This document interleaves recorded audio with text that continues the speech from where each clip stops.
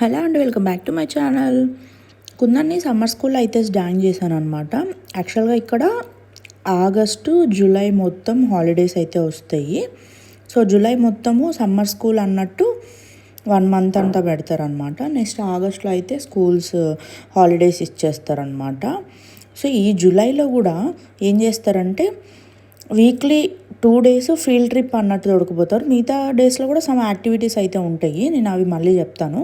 So field trip అయితే ఇవాళ first వీక్లో ఫస్ట్ డే బోట్కి అయితే తీసుకెళ్లారనమాట. లైక్ వీళ్ళ స్కూల్కి ఆన్ ద వేలోనే మరీనా అని ఉంటుంది. మేము యాక్చువల్గా ఐస్ క్రీమ్కి అన్నట్టు వెళ్తాం కదా, అక్కడ అనమాట.